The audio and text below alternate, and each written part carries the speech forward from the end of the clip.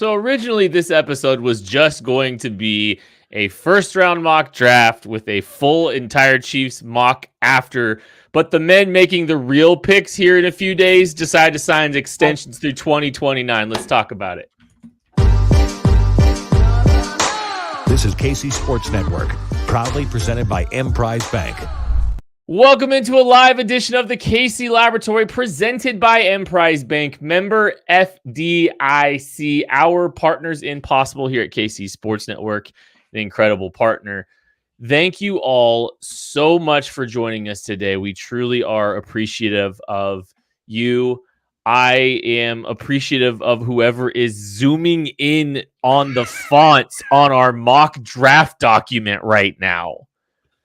Which one of you is blind? You know who's doing this. Same person that's about to drop a whole bunch of Breland Speaks pictures in the middle of the document. No, Maddie! Sorry, I'm distracted because your camera makes you look like an Oompa Loompa right now, and so I'm now thrown all over the place. So we're just having a great start to this. I'm zooming in the chat. You're a little orange. We're having a great time, Craig. Is that better? Yes, it is. You look great. You buddy. look phenomenal, buddy. I can't wait to see you in person. You're gonna glow. Yes, I can't wait to be floored by your presence in person and by Maddie's presence in person. It's going to be wonderful. It's draft week, everybody. It's wonderful. We are finally here. Our long national nightmare is almost over. We almost get to talk about new football players added to this Chiefs roster. I am so excited, Kim. Yeah, then speculate about them all summer. As we do. I can't wait. I'm very excited. It's going to be a lot of fun. We do have, like I said, we mocked out the entire first round for you. We're spoilers, all 32 picks and the trades are correct. You're welcome. And we're throwing it in the trash because the Chiefs had some news. Yeah, we are throwing that in. Well, no, we're going to get to that in a minute. We will talk about this off the top of the show, though, whenever Craig's head comes back on camera. Working on it. Okay. Oh my God, this is perfection. This is the best show we've done in a long time. This is the best draft week show ever. Craig's in an indie music video right now. Anyways, I just don't know what's happening. So yeah, the Chiefs have say you both. You can tell it's draft week. The Chiefs have extended Mark Donovan, Andy Reid, and Brett Veach. The contract extension extends through 2029. There's been a lot of discussion about the Chiefs trying to get something done with Andy Reid, despite Mike Florio's best efforts to get, to will Andy Reid into retirement. It sounds like he's going to be coaching at least the next 7 seasons. Cope, World. This is great news. It's great to finally see this deal done and the 3 key figureheads in the Chiefs organization all getting a deal together at the same time, Maddie.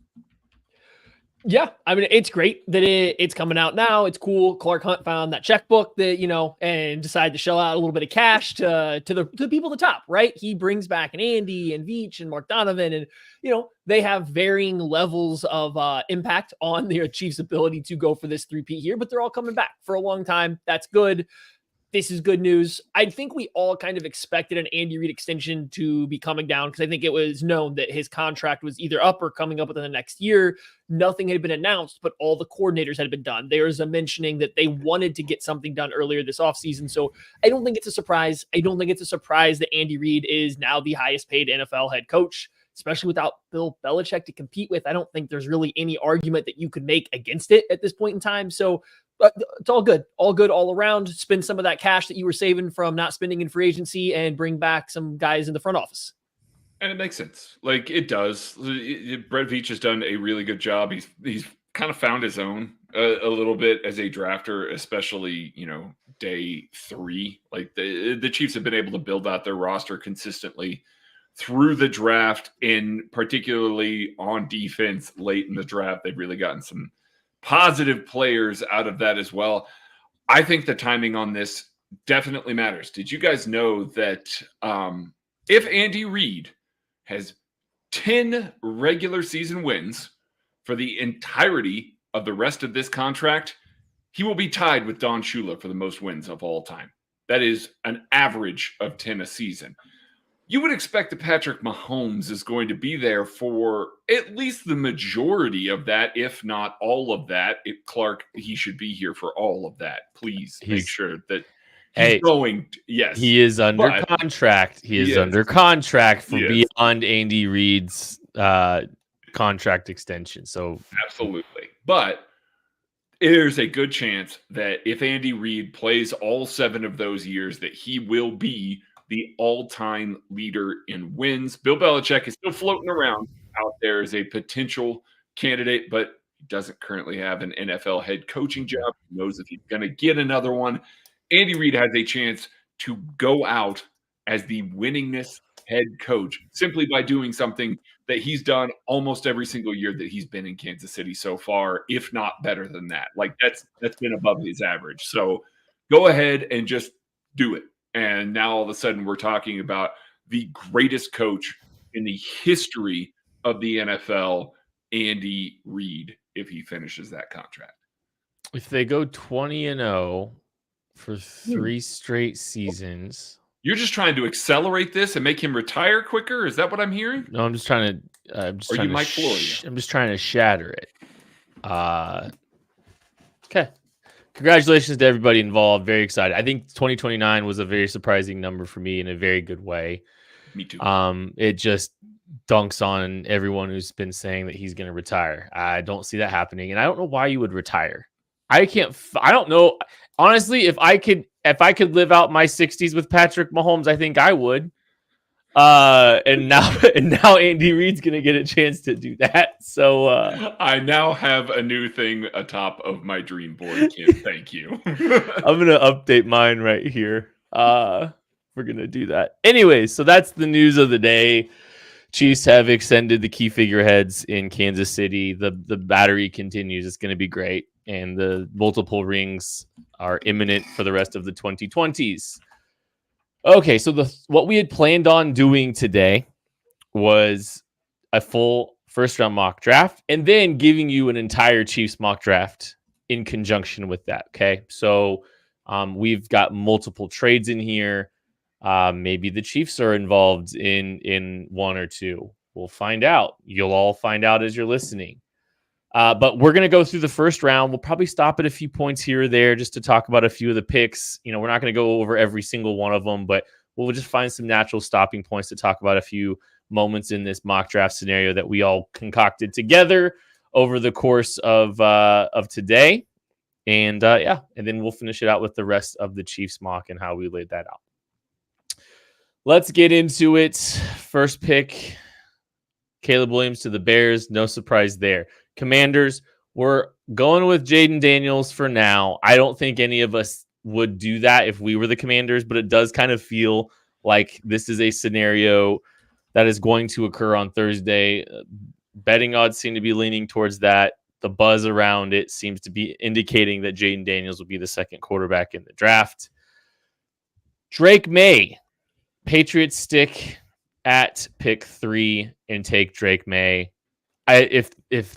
Look, I know people are saying like, hey, the Patriots are really far away. Drake May is the number 1 quarterback in next year's draft class. Yeah. Like point blank. So just take them. Any thoughts about the first 3 picks, or do you want to move on, Matthew or Craig? I mean, we can move pretty quick. I think that Jaden Daniels coming away from the Top Golf every prospect with the top 30 meeting with the Commanders and then coming away from it very upset.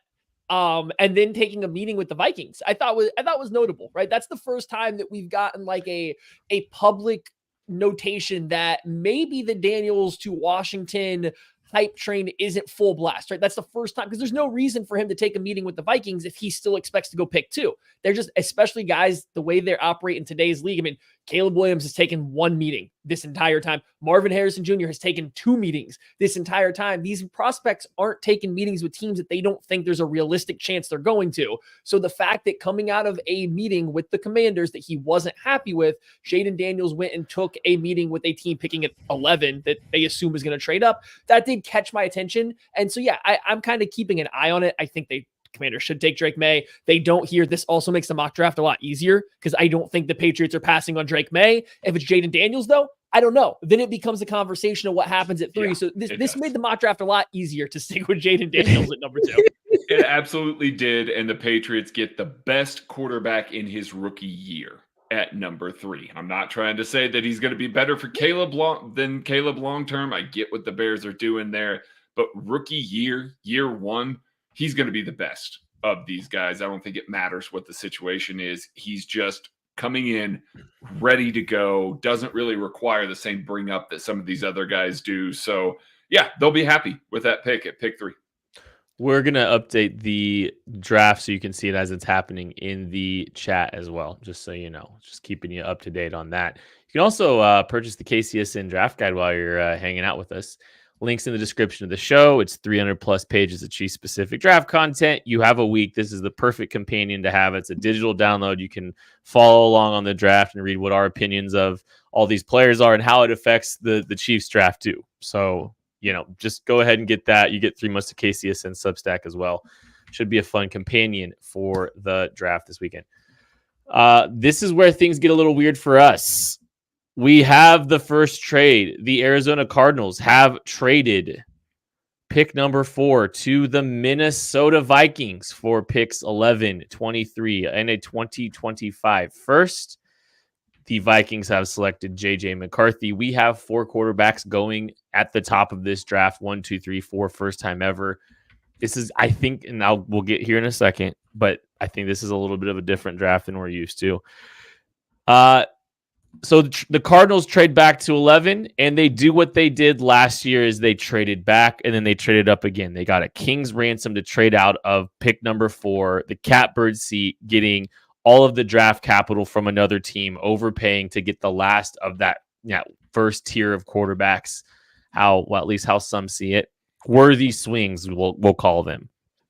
And then they trade back up, grab Marvin Harrison Jr. in a trade up with the Los Angeles Chargers at pick number 5. So they go and they give up some assets to move up there, kind of splitting the difference, right? They got to overpay from the Vikings, and then they go back and use it to still get what some consider the best player in this entire draft class. Pick number 6 is the New York Giants taking Malik Neighbors. Pick number 7 is the New York Jets trading up with the Tennessee Titans, giving up pick number 10 and a 2025 second-round pick for pick number 7 to acquire Rome Odunze. So people are going to say, hey, what are we doing here? You've got 4 quarterbacks going off the board, 1, 2, 3, 4. Then you've got 3 wide receivers going 1, 2, 3. It's the 7 best. Well, it's the most important position in the 3 best players in the draft. Like, if we're really doing this, like, those are the 3 best players in the draft, if you ask me. What do you think, Maddie? I think it's very plausible, right? I think that you're very plausible to get where we are here. I think it's a very aggressive move by the New York Jets, but everything that they've had to do since they got Aaron Rodgers is be aggressive. So they're sitting there at 10. They're looking at the way the draft's shaking out. Both these wide receivers are off the board. You still got a couple teams ahead of them, the Titans and the Bears, that could be looking at taking a wide receiver. Hey, if we're going all in this year, let's go all in. We can't trust Mike Williams to play more than 3 games right now, especially coming off his injury. Let's just go get another wide receiver who, even after Aaron Rodgers, is going to pair really well with Garrett Wilson. We kind of think he's the last of this top end, pass catcher available. We can jump up a couple spots and snag him. From the Titans' perspective, if they don't want a wide receiver, they're clearly looking at an offensive tackle. Going back just 3 spots here, the way the draft is looking around them, they probably are still going to get one of the top tackles. So it looks a little funny on a sheet going QB, QB, QB, QB, wide receiver, wide receiver, wide receiver. But I don't think it's entirely improbable that this does end up happening. And yeah, you want to argue that an offensive tackle can mix in there, sure. But we're talking the difference of maybe 1 player of those guys that aren't there. Yeah, and on my end, I know people are going to look at this and be like, why would the Chargers trade out of a spot where, they are very, very comfortable. They've got all of the best wide receivers on the board. The Chargers want a little more assets. They don't have any depth on that team, and they weren't able to spend in free agency because they were so up against the cap. Have a couple of Chargers connections that have kind of led me to believe that they would be okay with making a trade back. As a matter of fact, the Chargers' ideal scenario is that a quarterback is still available, because then all of a sudden somebody's going to pay a king's ransom for that. But they are looking to potentially trade back. Not that they don't like these wide receivers, but trying to net value versus, what they have to deal with there on that roster. So I know people are going to look at that and go, the Chargers or the Cardinals traded out and then traded back up. It's going to be more of a pennies on the dollar sort of thing for the Chargers, who are just looking to acquire a few more assets and try and build out their roster a little bit more than a team like Arizona, who is just very comfortable with going up and getting a quality player there. I simply think that Rome Odunze, Malik Neighbors, and Marvin Harrison Jr. are just in different tiers than the rest of this class too. Like even Joe Alt for me, I find those three players to be better tiers of players than a Joe Alt. I think those three are wide receiver ones in every other draft class except for this one. Yeah. I think these are premier blue chip players. I think if you look at this, if three quarterbacks go off the board, 1, 2, 3, I think the Vikings are going to make a Godfather offer to the Vikings and go nuts. That's why they went and already acquired an extra first round pick this year. I think they will go crazy to try to get a quarterback. And there's only really one quarterback that's going to be available to a team because the first three are probably sticking and picking. So there you have it. Now, okay. The Cardinals have so many picks. Why not go up and just get the best player in the draft? Giants, Malik Neighbors. I'd rather just take Malik Neighbors over Joe Alt. He's a different tier of player. Go get an electric football player. And then the Jets need to go all in. They got to go all in this year. They do. That's an all-in move for 2024. With the 8th pick in the 2024 NFL mock draft, the Saints have traded up with the Atlanta Falcons, giving up pick 14 and 45, a little bit of an overpay, but they are taking advantage of the situation presented, trading up to get the top tackle on the board. It is Joe Alt at pick 8.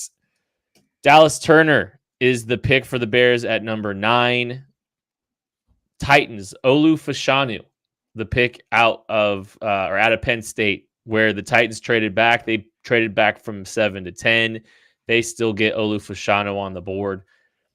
I think, obviously, Matthew, this is a guy that we're paying attention to, Olu Fashanu, as like where he goes, because there is a little bit of an outlier to him. He literally has the smallest hands in the history of the tackle position as registered by Mock Draftable.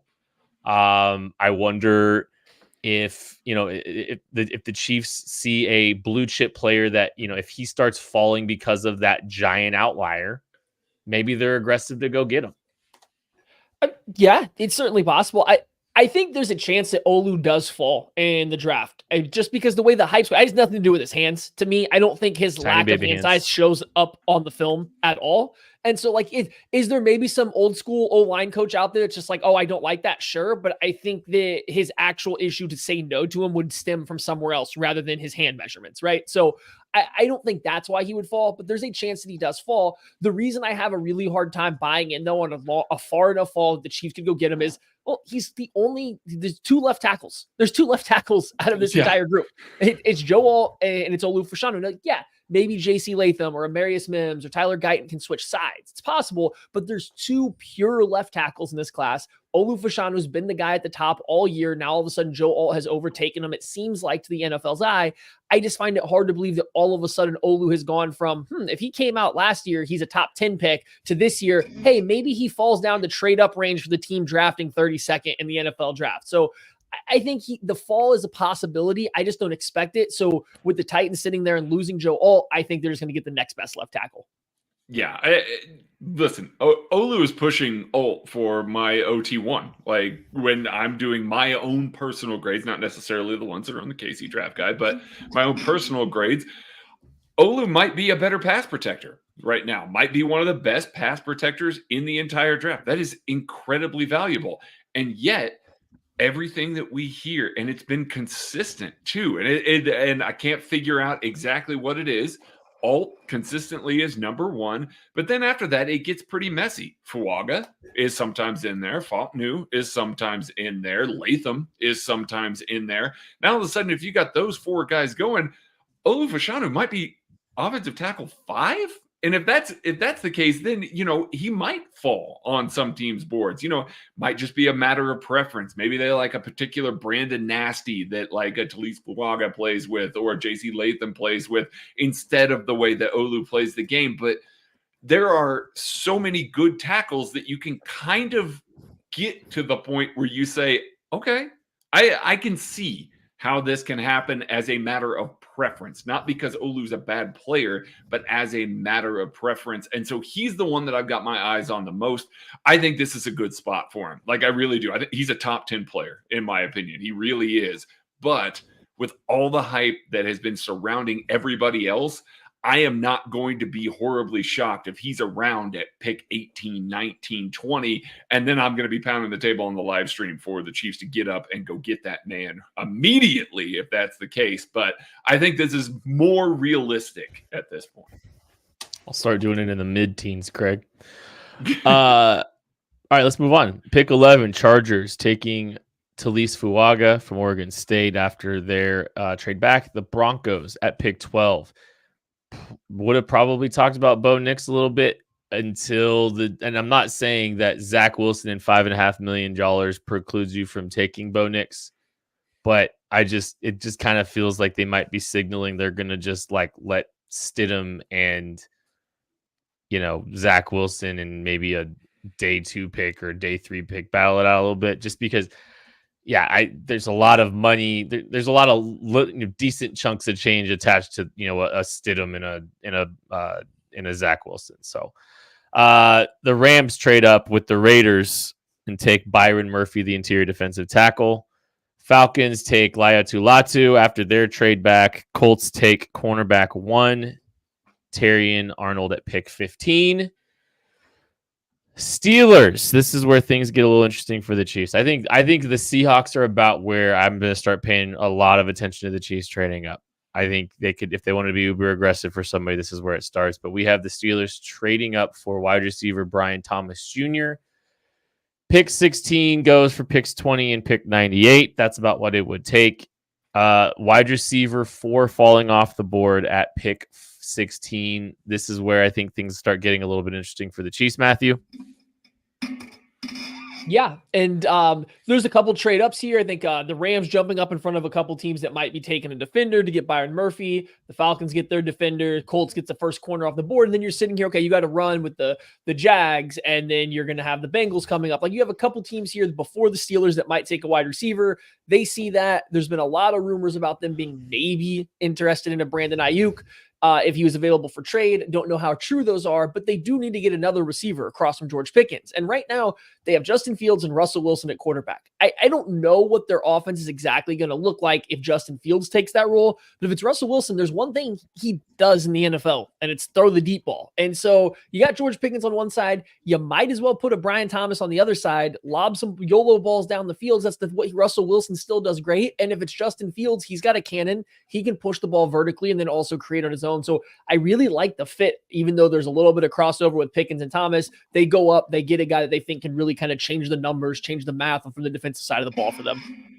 I like the little mini run of defenders that was in here. I think that makes a lot of sense. I think this is about the right move. I think you're going to see a guy like Byron Murphy, who could end up being, the top defender off the board. In this one, it's Dallas Turner, but could be the first defender off the board. And I think that's going to start a little mini run right here with teams that are looking to go up and grab some premium players, because there's not a ton of them on the defensive side of the ball this year. There's going to be a focus on making sure you don't hit the cliff in that regard. So maybe you see a pause put on, especially since, 3 offensive tackles, 4 quarterbacks. At this point now, there's been 4 wide receivers off the board. You're playing in a completely different tier of players. So try and pivot, try and find the sweet spot of maybe at the top of some of these positional groups on the defense. So I like this little mini run of defense. I think this is about where we start to see it. All right, we're going to take a break. We'll finish round 1, and we will get to the Chiefs picks right after this.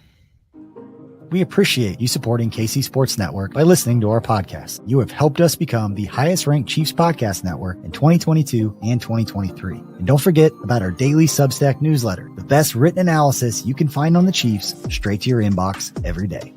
kcsn.substack.com. Thanks again, everybody, hanging out with us tonight. We are doing our one-round mock as well as the entirety of the Chiefs draft here. We are at pick 17. The Jacksonville Jaguars have selected cornerback Quinyon Mitchell out of Toledo. The Cincinnati Bengals at pick 18 get great value with J.C. Latham, the offensive tackle out of Alabama. The reason the Raiders traded back is because they are taking Michael Penix, the quarterback out of Washington. So this is where we're getting a little weird, right? We're going to have a little bit of fun here. We're going to get a little weird, and we're going to take Michael Penix. We're going to get 5 quarterbacks. If you can hear my kid, I'm sorry. We're going to get 5 quarterbacks in this draft. Could you hear him, Craig? No, not at all, buddy. That's good. That's wonderful. I just know that fear all too well. That's why I smiled. Yep. So there we go. That's pick 19. The Raiders. The Seahawks traded back from 16, and we gave them interior offensive lineman Graham Barton out of Duke. Just kind of feels like trying to get I think Graham Barton's relatively good value here. I think this is probably about the range he goes, honestly. I think the over-under on him is around 21.5. So this is kind of the expected line for where he's going to go. But we have the Seahawks being the team pulling the trigger on him. All right, let's just pause there. Any quick thoughts, Matthew? Anything from this group? No, I think a lot of these picks make sense. I'm glad that we got Byron Murphy off the board before the Froggles picked. They got themselves another very large offensive tackle that can probably take over if Trent Brown or Orlando Brown Jr. gets hurt, or take over the right tackle spot next year. They're trending towards these big tackles, so I think they're probably okay having to go with the offensive line. The Raiders, with Michael Penix, I'm curious, when draft day gets here, there's a lot of rumors that they like him. And I just wonder, are they a team that's going to try to trade back into the first round to draft him? Or are they a team that's going to trade back? They could obviously sit and pick and then try to come back into the first round later to pick him towards the end of the first round, maybe early second, like the Will Levis range from last year for the Titans. It's just, I think the Penix Raiders watch is going to be an interesting one to watch as the first round goes on. Yeah, the thing that I'm paying attention to here, I just talked about how, I can see some teams having Olu Fashanu as offensive tackle 5 for them. 4 offensive tackles have gone off the board through 20 picks now. This, if it was a Fashanu right now, it's Troy Fontenot that is still existing, within those top 5 guys that I listed there. Doesn't really make sense for the Chiefs due to his arm length, due to, how he plays a little bit. I don't think that Kansas City would be in on him in a trade up scenario. So I'm looking at it just from the number off the board here. Again, we talked about Olu. If he's 5, this is a prime spot for the Chiefs there. Maybe even paying a little bit over value to try and make sure that they lock in a trade so that one of these teams allows them to come up in the draft and try and, take an offensive tackle that can be the guy. But I do like the Michael Penix pick for Vegas. I think that his fit there makes a ton of sense with the way that they, are going to run their offense. I think his mentality is going to fit in really well with Antonio Pierce. I am looking for when he gets drafted by them as well. Could be as early as this. Pick 21, Miami Dolphins, Troy Fautanu. Didn't have to wait long to hear his name called. Pick 22, the Eagles are going with Cooper DeJean out of Iowa. Pick 23, the Arizona Cardinals, as part of their trade with the Minnesota Vikings getting this pick, get edge Jared Verse. Pick 24, the Dallas Cowboys. They pulled the trigger. Hold on. Before we do this is the spot where, and the Chiefs had tried to trade with the Cowboys just last year, right? There was conversations there. So you're looking, I think if you're the Chiefs, you start making this phone call to the Cowboys right now. There's a couple things that I'm looking at.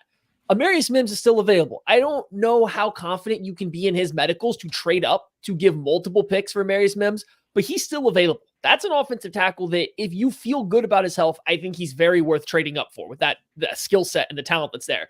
Some wide receivers, Xavier Worthy's still there. If you think there's going to be a run and you're an Adonai Mitchell fan, or you're a fan of Ladd McConkey and you don't want to wait through the rest of these 20s, this is a spot that I think realistically makes a little bit of sense, especially if the Cowboys really are going to push, because they haven't announced yet. Are they going to put Tyler Smith at left tackle? And if so, are they just looking for interior help? They might be comfortable moving back a little bit, picking up a couple couple more picks and taking an interior player a little bit later. So just before this pick gets announced, I think this would be a spot that if you were the Chiefs, you would consider trying to move yourself up for.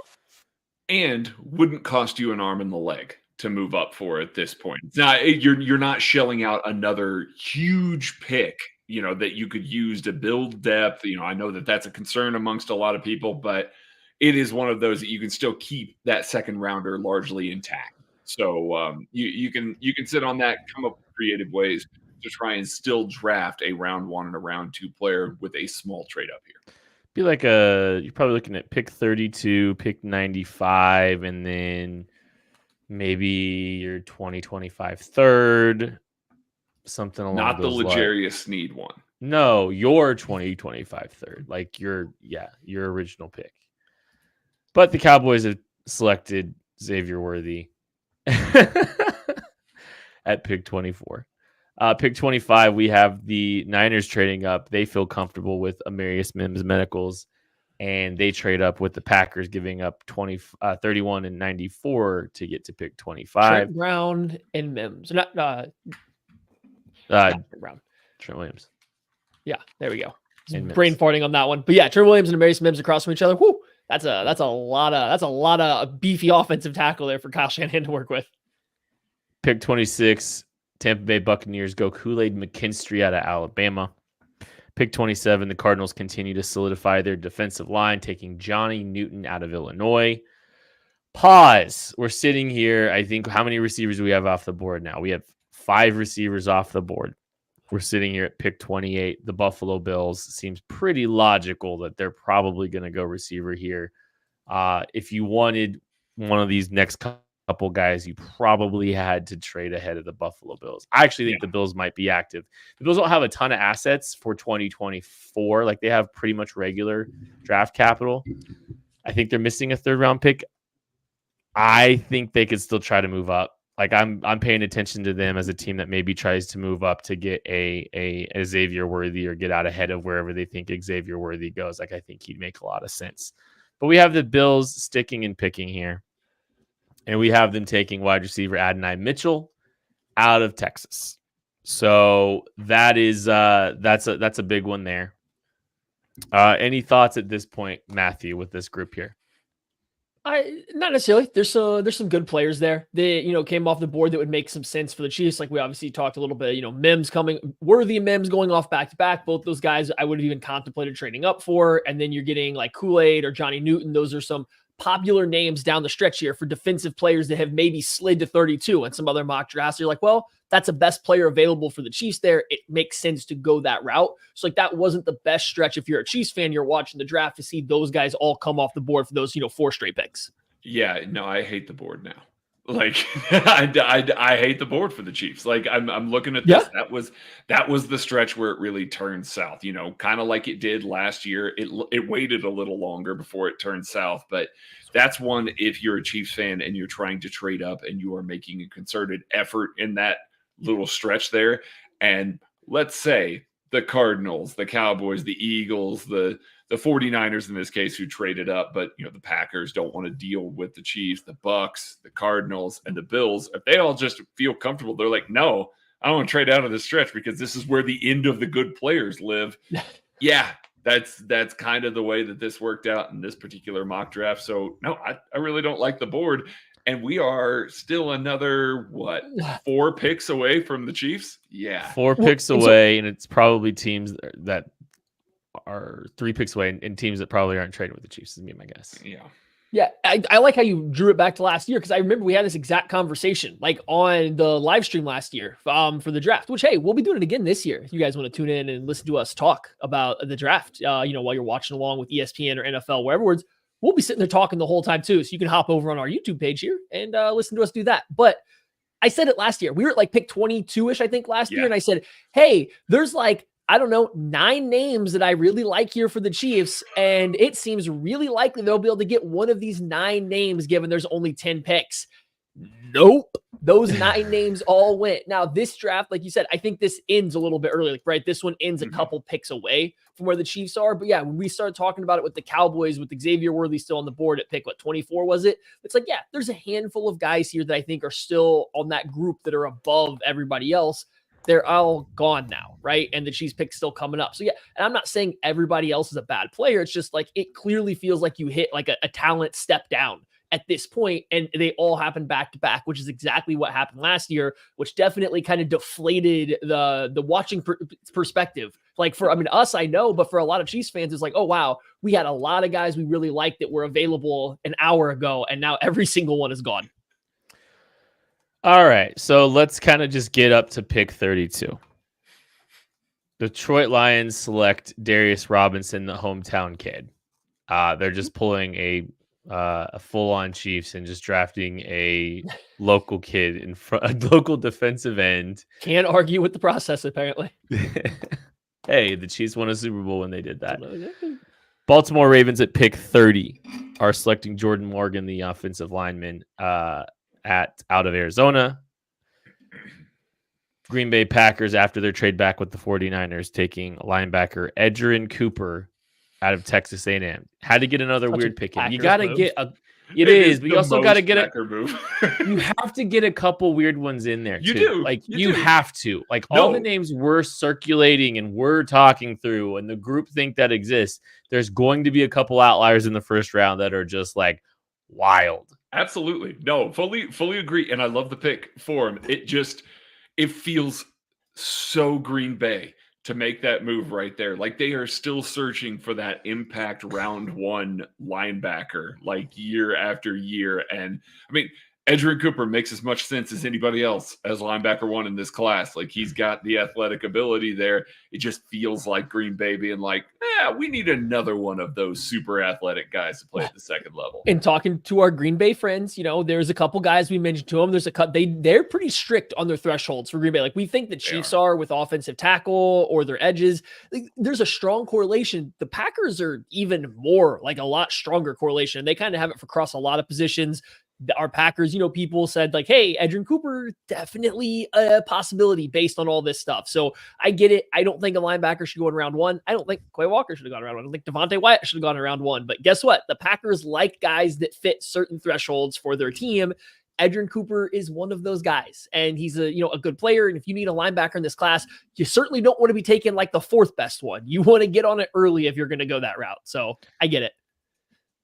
So that's kind of where things have sat. And ladies and gentlemen, the Kansas City Chiefs are on the clock.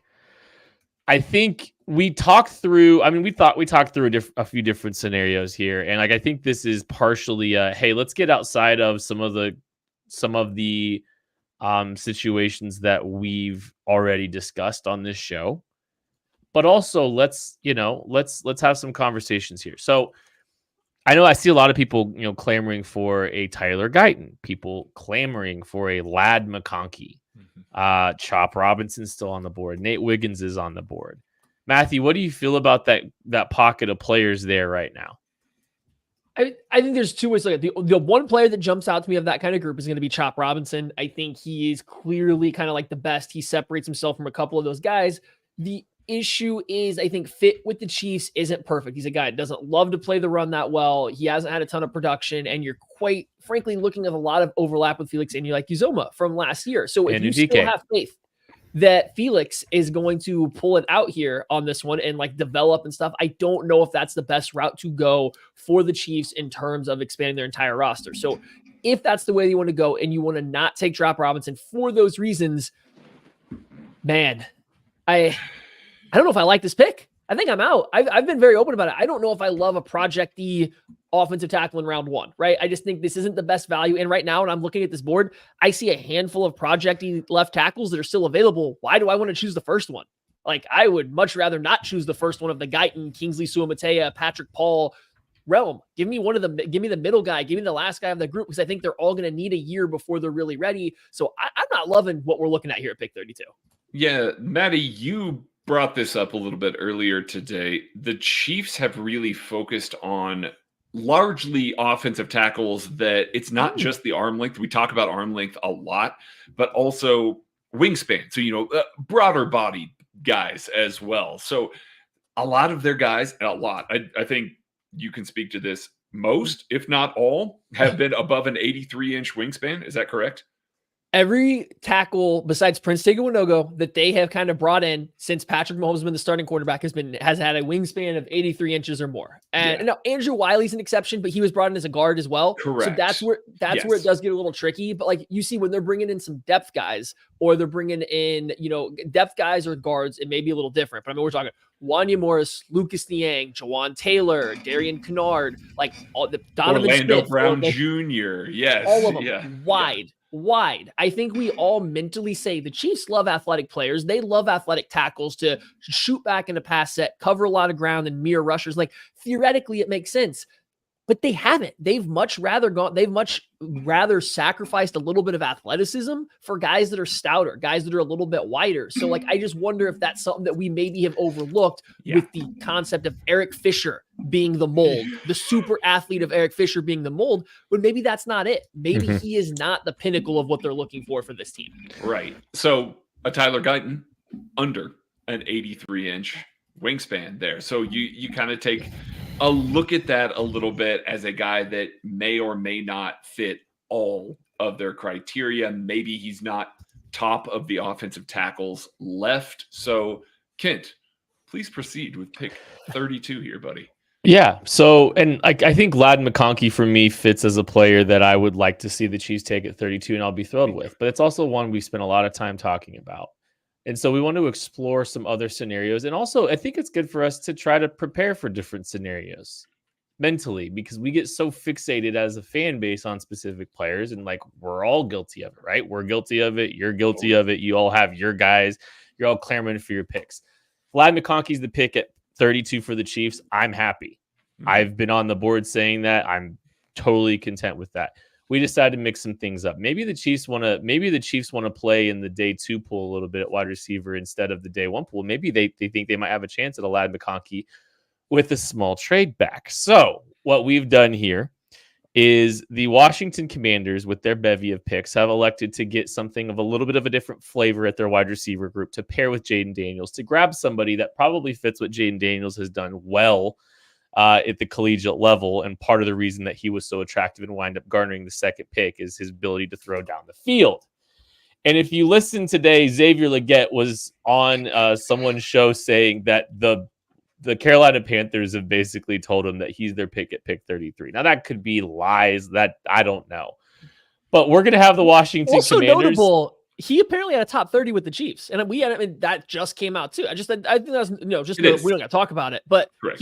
him and Tez Walker, these two top 30 visits for the Chiefs that have come out in the past few days that we didn't know about before. Hey, look, 2 more day 2-ish wide receivers. Just interesting. It's they're adding up.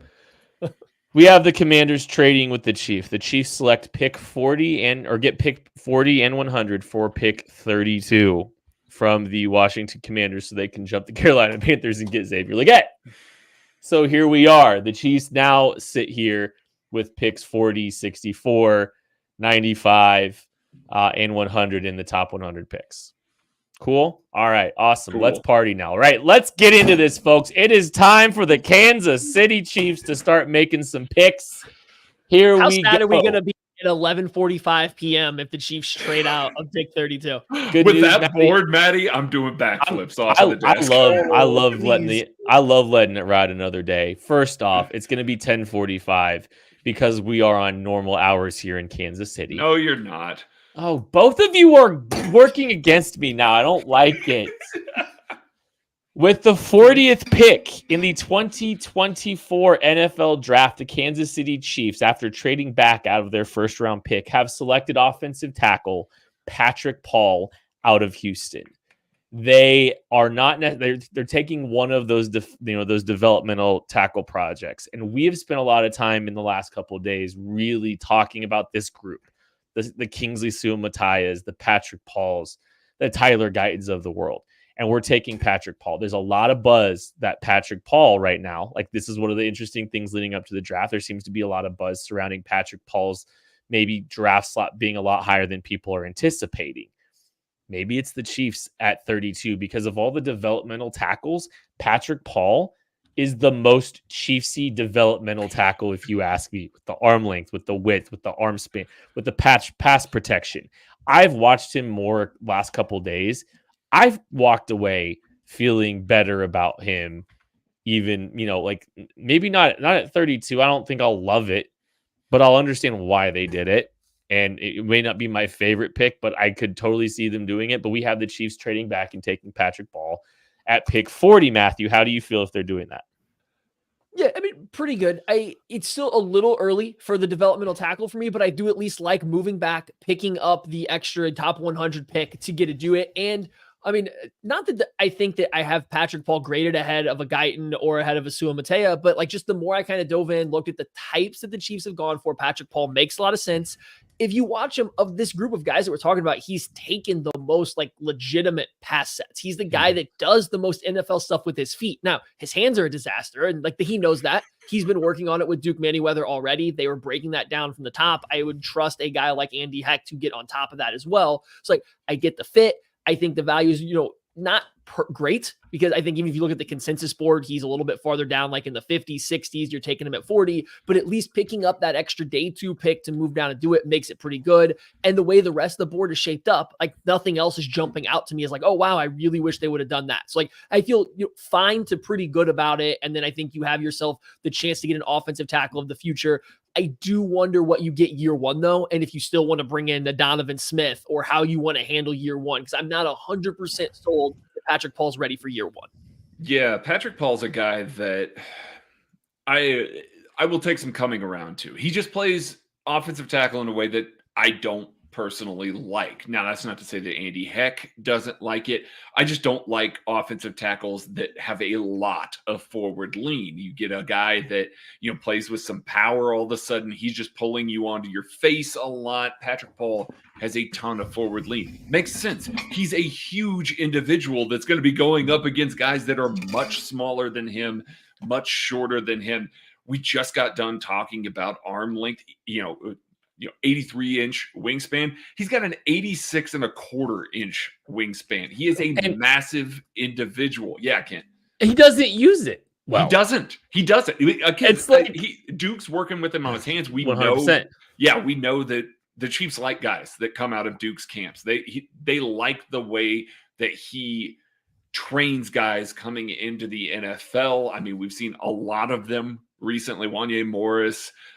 We saw it out of Darian Kennard, obviously Creed Humphrey and Trey Smith.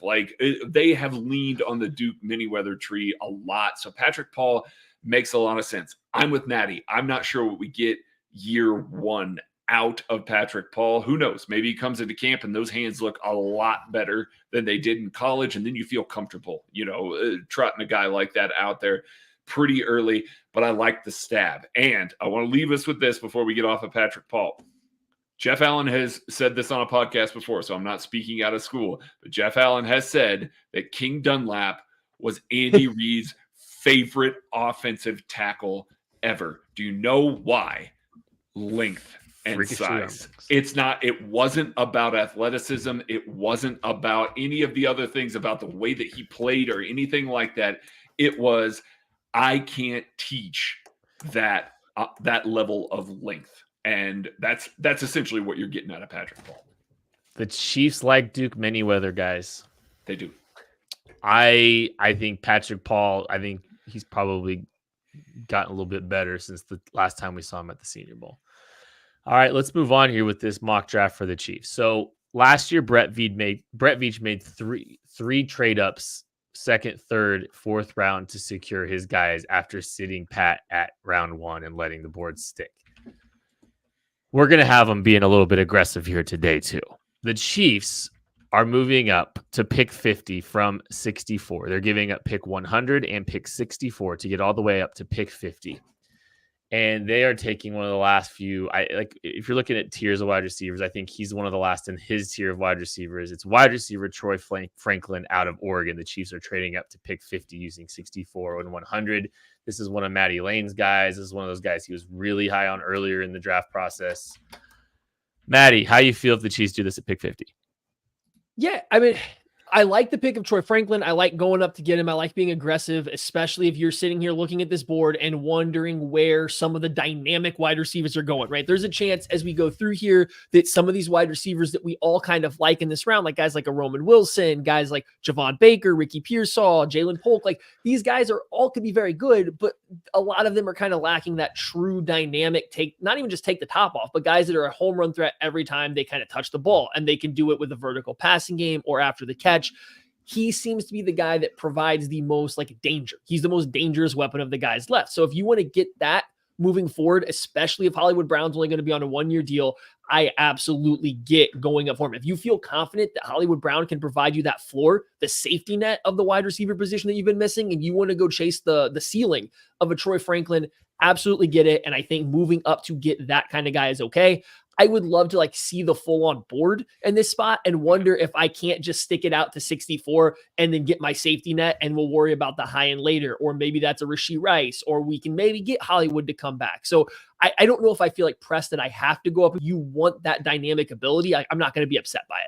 No, I'm not upset by this either. It feels about right. They were able to trade back, still get an offensive tackle that was probably near the top of their board, and now they can move up a little bit and make sure that they get a wide receiver that can be a difference maker for them. Now, he's very thin. He's very slender. He's going to get knocked off of his routes. He's going to not be able to necessarily beat press regularly or anything like that. But, man, how often is he going to face press with that level of speed? Like, that's where he wins. He wins so much on the vertical plane and still has the ability to work shallow to intermediate as well. It's not like he's just a vertical guy. It's just he's pretty slight. You're not going to get a ton of yak. You're not going to get a ton out of him after he catches the ball, but you got this ability to still win over the top of the 9 route. You've got the speed threat to force too high coverage.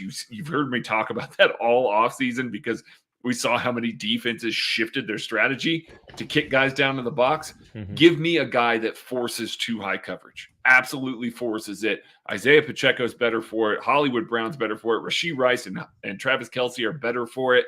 Force that too high coverage. Create some more space in the middle of the field. We've seen it work with Patrick Mahomes before. You have a ton of separation and ton of the ability to have wide open throwing windows in the intermediate areas. Troy Franklin allows that for you.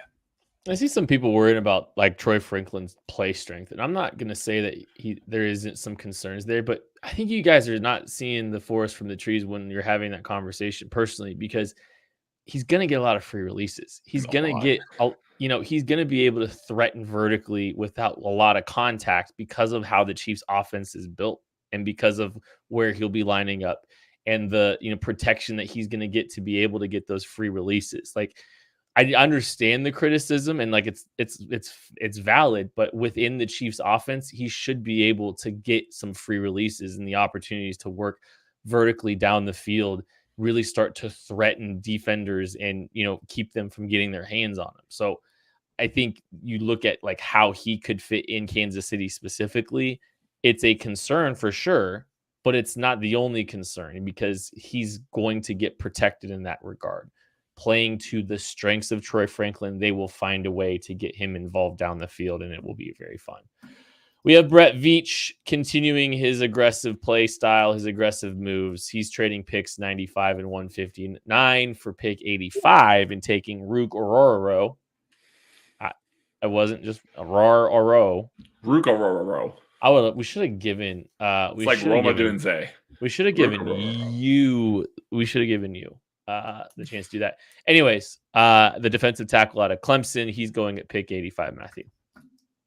Yeah, I like this move. I like going up to get a D tackle. I think when we talked about this, we were kind of trying to play out with what defensive tackles we think would be available to trade up in this range. And like guys like Mason Smith and Michael Hall Jr., we thought would already be off the board. And like that feels, those guys feel a little bit more upside, and being younger, they're probably off the board. So you get Rook falling down with the same level of athleticism and ceiling. He's just a little bit older. And so maybe you can get him there. So in a vacuum, I like this trade up to get a more dynamic interior defensive lineman to pair with Chris Jones and to take a little bit off his plate.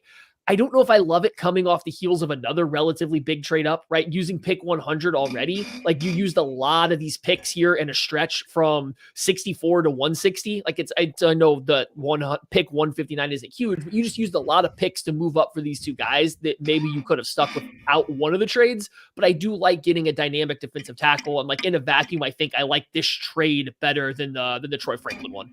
Yeah, it feels very Veachy still, though. Like, be aggressive to go get your guys after an initial trade back. Like, that all aligns with what he's done in the past. Obviously, you know, with the new contract extension, he's got more than enough runway here to, you know, play the long game a little bit.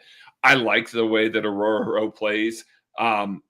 Plays with some power, gets through guys' chests, is a good, you know, looper on stunts. Basically, everything that we see some of the guys that they use on the interior that are not named Chris Jones, what they are doing opposite of Chris Jones, that's what he does really, really well. Now, it doesn't always show. He's a little bit slow off the snap sometimes, gets stuck on blocks sometimes. He's not necessarily a guy that's going to come in, you're going to be like, oh, wow, he took Turk Wharton's job.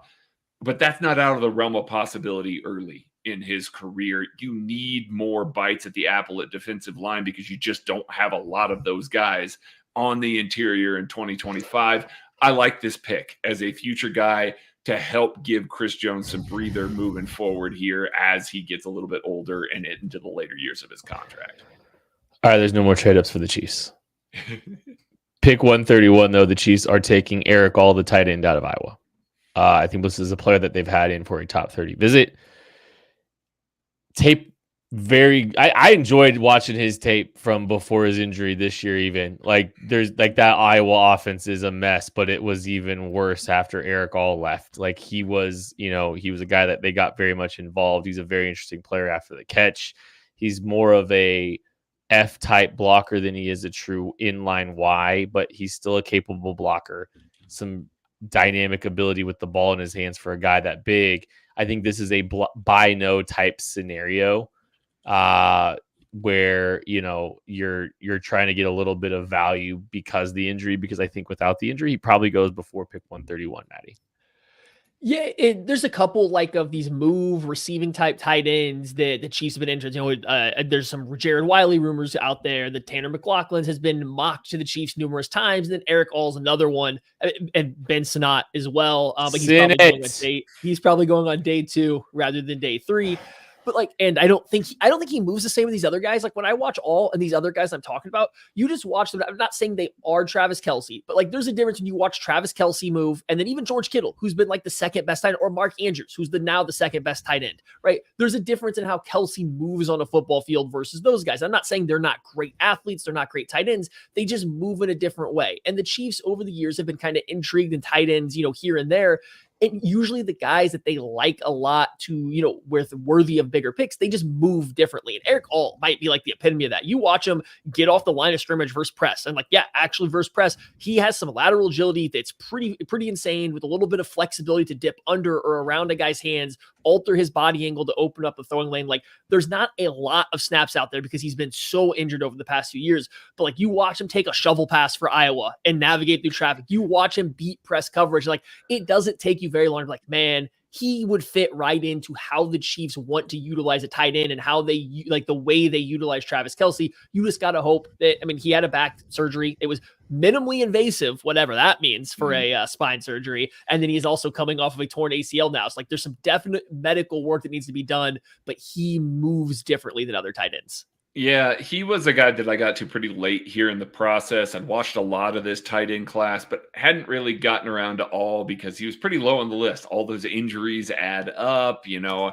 Saw people that are like, hey, who knows if he's ever going to be able to stay healthy. And when I turned him on, I saw a lot of the things that Maddie was talking about there. And I was pretty impressed that, you know, that he was playing at the level that he was. Now, he's not a great blocker by any means. He's a willing one, but not a great one. But the thing that I like the most when I look at the rest of this tight end class, it's a lot of move tight ends. It's a lot of guys that are lining up in the backfield as H-backs in the slot. All lines up with his hand in the dirt a lot more often than a lot of these other guys, and comes off the line of scrimmage really, really well. Like guys are not sure if it's a run pass, situation based on all's tells and things like that. There's a lot of the little things within his game that I just see fit really well into kind of that Jody Fortson role that they have crafted over the past several years as a tight end 3 or 4 situation. He's not going to line up and take Blake Bell's job. He's not going to be a guy that you're going to just say, okay, stick him in line. He's going to be an awesome blocker or anything like that. But he does enough to make me believe, oh, okay, I can see how he fits with Travis Kelce, with Noah Gray, without having too much overlap, and still be a contributor in the passing game as long as he's healthy. Speed round real quick to get rid of these next 2 or get through these next 2 picks. So you guys, we're going to go to one of you each for these. So pick 173, Chiefs take interior offensive lineman Hunter Norzad out of Penn State. Craig, I know this is your guy. It's my guy. Love Hunter Norzad, has the flexibility, talked about him a lot, played left tackle at Citadel for a number of years, transferred to Penn State around COVID times, and they kicked him inside. His Illinois tape is fun to watch. His Ohio State tape is not. That's why he's here. But the versatility, the movement ability, he does a lot of things with his hands, with his footwork that Andy Heck covets out of his offensive linemen, and the versatility to kick all the way out to either side is an important piece of what Andy Reid likes to build in his best 5 offensive line room. He's never going to play tackle for the Chiefs, to be clear here, but he's a guy that just makes so much sense to add as a depth piece to the interior offensive line, and just see what you got moving forward there. Maybe you feel comfortable moving on from a Trey Smith or a Joe Thuney based on how you see Norzad evolve. A good late snag for a guy like that. And with the 221st pick in the 2024 NFL Draft, the Chiefs have selected the Toronto Argonauts cornerback. Yes, you heard that correctly. He is eligible for the draft. Quantez Stiggers. Maddie's guy we got to see at the Shrine Bowl. Yeah, we got to see him at the Shrine Bowl, and that's about all the tape I have been able to watch on him, right? But I mean, like, the one thing that flashed real quick is, like, there's a comfort playing the football. There's ball skills that are very evident, and I believe that, like, I don't have the exact numbers because, again, I'm not a Canadian Football League expert here, but I believe he had a lot of ball production at the CFL, if I remember from talking to our good pal Eric Galco, and like that showed up real quick in practices, right? The ball, whether it's over his shoulder, coming downhill, he played the football really well. Good size, he can be physical. Yeah, I think he has a lot of the tools the Chiefs Steve Spagnuolo likes. I know their corners don't usually have a ton of ball production, but Steve Spagnuolo gets up there and talks about it year after year, and it never comes. So, like, in round 7, this feels like a worthy swing of a guy that they can maybe develop over time, like they like to do at the end of most drafts. All right, guys. So when we do mock drafts, we don't try to do like the rosiest version of it, right? We try to ground them and come up with some realistic scenarios and try to hit it on the fairway. What would you give this mock draft, Maddie? If you were like, if we're walking away from this draft, how are you feeling? What are you giving it grade wise? I do this every year. When I give something a C, that means average. That means, like, I think they did exactly what they should have done with their capital. Like, I'm not grading, like, ESPN puts out grades, and if it's not an A-, they think you stunk, right? No, a C is perfectly average for this thing. So I think I'm probably somewhere in the B range. I kind of like the trade back. Don't know if we maximize the value from the trade back by then immediately using pick 100 to move up for a wide receiver in round 2. I think that we could have kept a few more of like the middle round stuff, but like it's still a solid B. I think you get some players that matter. If Franklin or Patrick Paul hit to kind of like the ceiling, their athletic ceilings, it looks a lot better. It's just both those guys I do think need a little bit of work. So it is a little bit of a risky draft, especially considering that you traded out and then traded back up to get the two to work. It's a B- for me, mostly because I'm not sure who all of these guys are contributing year one. Like, I would like to bank on Troy Franklin. I would like to bank on Patrick Paul, but I'm not sure. I could see a scenario where they get redshirted, both of those guys. And then you're hoping that Rukaroro or Eric All or Hunter Norzad or Quantez Stiggers is your real cream of the crop year one. And I just don't see it out of those guys. The reason why I still gave it a B-, they went offensive tackle, wide receiver, defensive tackle, tight end, interior offensive lineman, and corner. Those are all the positions they need. Like, that's it. They needed to address all of those. And frankly, at the rounds that they did it, at the spots that they did it, I like all of those guys well enough. It's a future draft for sure. But once again, Brett Veach just signed a 7-year contract extension. He ain't got nothing to worry about here. He's playing the long game. So that's why it's a B- for me. I'll give it a B- probably, or a B. I think Patrick Paul, if he's the Chiefs' first pick in this draft, I do think he's starting next year. I don't know if it'll always be pretty, but I think they'll play through a little bit of ugly. So I think he will be the starter if they Chiefs draft him or in early. So, Donovan Smith was fine. Wanye Morris was on, he was little less than fine. Learned what he needs to do going forward.